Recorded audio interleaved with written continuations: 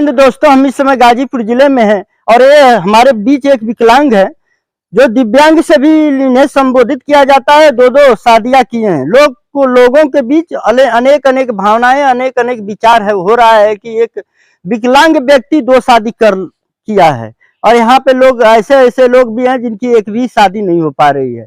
हमारे बीच रामविलास जी हैं और ये आप देख रहे हैं व्हील चेयर पे हैं और लगभग 70-80% विकलांग है। बताइए रामविलास जी, आप दो शादी जब किए ऐसा क्यों किए?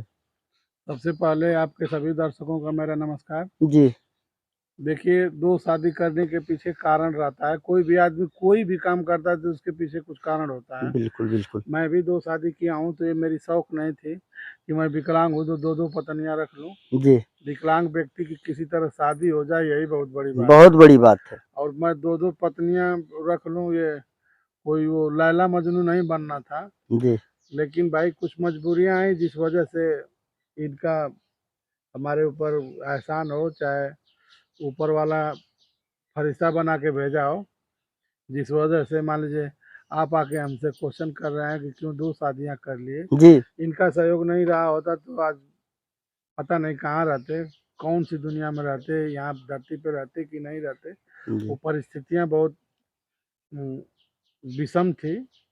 उसके बारे में थोड़ा शॉर्टकट में हम बता देना चाह रहे हैं। ये पैर जो मेरा विकलांग है, जी ये बचपन से पैदाइशी विकलांग नहीं हूँ। जी हाँ, कुछ दिन के बाद जैसे मैं जब जन्म हुआ मेरा, तो मेरा दोनों पैर सही था और 4-5 साल होने के बाद बुखार आया, उसी बुखार में पैर खराब हो गया।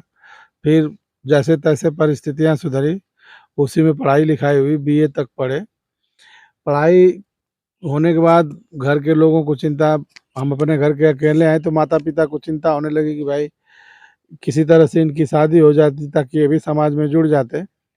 जी तो सौभाग्य से इनके पिताजी आए और एक ही बार में बात पूरी हो गई, शादी तय हो गई।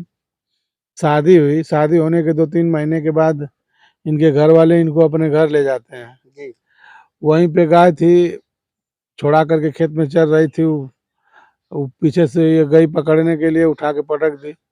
प्राइवेट पार्ट में सींग धंस गई, जी जिस वजह से आँत फाँत बाहर आ गई। अब ये सूचना जब हमको मिली तो हम बहुत ज़्यादा डिस्टर्ब हो गए कि भाई अब किसी तरह से शादी हुई तो बचपन में भगवान ने पैर खराब कर दिया, और जब समाज में जुड़े, सामाजिकता से जुड़े, तो पत्नी को गाय मार दी 2 महीने बाद। तो फिर कहे कि भाई अब इस स्थिति में सोचने की बात नहीं, पहले जो भी है पहले उनको बचाया जाए। तो दवा हुआ हुआ मान लीजिए बच गए। बच जाने के बाद ये यहाँ पे आई तो कुछ काम नहीं कर पा रही थी, तो माता जी इनके कार्यों में सहयोग देने लगी। तो 1 आध महीना माता जी सहयोग दी, उसी बीच में वो कोठा पर चढ़ रही थी, कुछ चावल वावल उतारने के लिए बस पैर फिसल गया, उनकी कुल्ली टूट गई, वो भी बेड पे हो गई।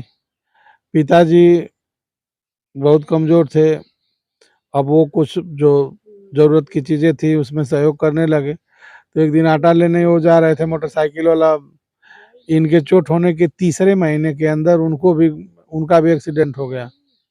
उनकी पसली टूट गई सीने की 3 ठो। अब हम विकलांग, हमारे घर के 3 लोग बेड पे। अब मैं किसी को उठा बैठा नहीं पा रहा था। उस समय माताजी की सोई-सोई एक साइड का वो पूरा छाला पड़ गया था। पिताजी की हालत वही थी, इनकी हालत वही थी। उस स्थिति में मैं इनके घर के गार्जियन से बात किया तो वो लोग ये बात सुन कर के नाराज़ हो गए। कहे कि तुम जिस स्थिति में हो रहो या मर जाओ, आत्महत्या कर लो, जो मर्ज़ी वो कर लो, हम लोगों से मतलब नहीं है। तो हम इनसे बात किए तो ये कहे कि अगर मान लीजिए इस परिस्थिति में आपका कोई साथ नहीं दे रहा है तो हम आपका साथ देंगे, चाहे घर वाले हमारे खिलाफ में रहेंगे तो भी। तो हमको विश्वास नहीं हुआ कि ये सच में साथ देंगी। तो कहीं कि आप आइए, हम चलेंगे आपके घर। हम गए तो ये हमारे साथ चली आईं। हमारे साथ घर आ गईं, तो उनके पीछे से इनके गार्जियन के पिताजी भी आ गए 2-4 लोगों को लेके। कहे कि नहीं रहना है यहाँ, चलो अभी एकदम 1 मिनट के अंदर निकलो घर में से। फिर मना कर दी, कही कि नहीं जाना है हमें, अभी इस परिस्थिति में छोड़ के इनको हम नहीं जाएँगे। तो कहे कि नहीं जाओगी तो हम बहिष्कृत कर देंगे, फिर दोबारा नहीं आएंगे झांकने यहाँ।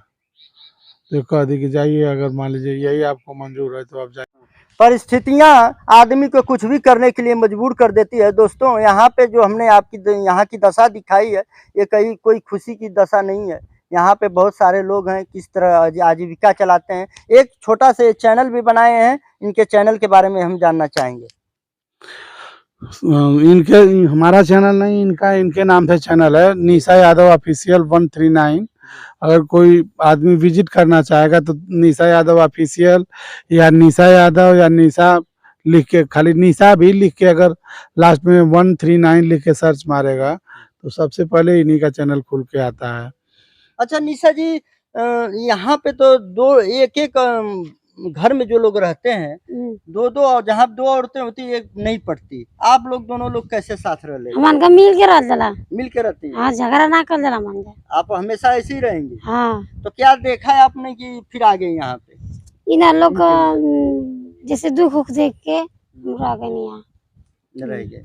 हाँ।